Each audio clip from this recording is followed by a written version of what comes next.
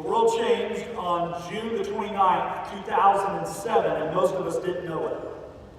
Because it was on that day that the very first iPhones were made available for sale.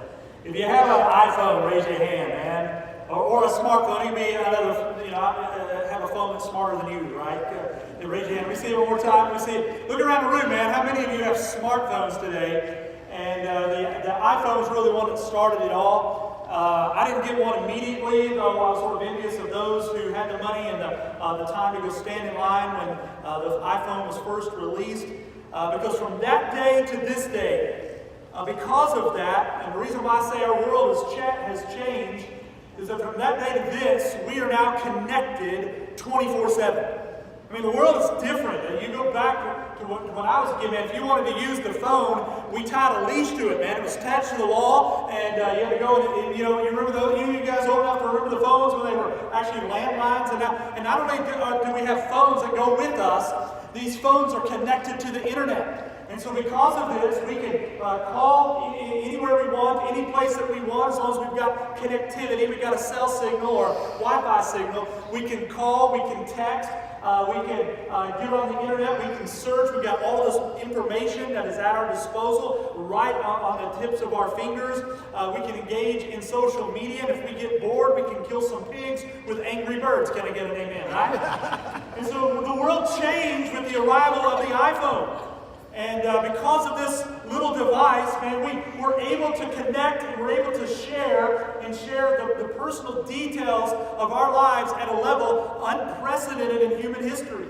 I mean, right now with my iPhone, I can get online and hook up on social media like Facebook, and I can connect with a Peruvian friend who at this moment is high atop a mountain, high up in the Andes, and communicate with him, talk with him, spend time with him, and do that without traveling to meet him. In fact, if I wanted to meet him face to face, I had to get on an airplane and travel by bus, travel by van, and it would take two days to get there, but now I can connect with him instantly. According to Statista.com, the number of people who are online and using social media is expected to reach 2.95 billion people by next year. Now that's a third of the human population on the earth right now. Because we are connected at a level unprecedented. We've never been so connected as we are right now. But never have we been so disconnected at the same time. There's a social psychologist by the name of Sherry Turkle who wrote about the fact that even though we've got all this connectivity with our smartphones and our computers and mass media, she says that it's having an impact on our personal relationships. She wrote in a book called Alone Together, arguing that our relentless connection to the digital world is driving isolation. She said this: "We are now more lonely and distant from one another. This is not only changing the way that we interact online, it is straining our personal relationships as well." You see, I think because we've reached the point where we are so focused face to face with our cell phones and our laptops, our tablets, our iPads, we're so connected and so focused on these devices in our hands that we're missing out on community. Don't believe me?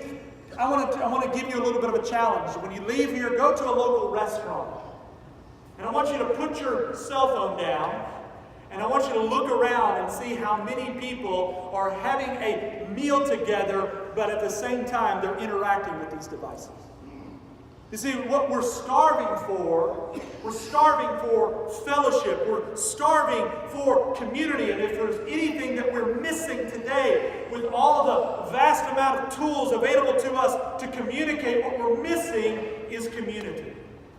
You see, the church, though, has an unprecedented opportunity in face of it.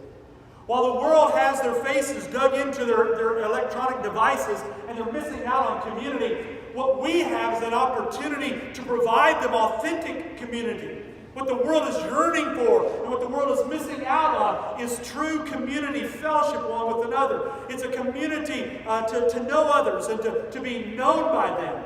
A community in which we can grow together. Today we're going to be looking at this subject of growing together. In fact, Paul talked about the kind of community that exists where we grow together and know one another and share our lives with one another, and we care for one another, love one another, sacrifice for one another, encourage one another in the faith.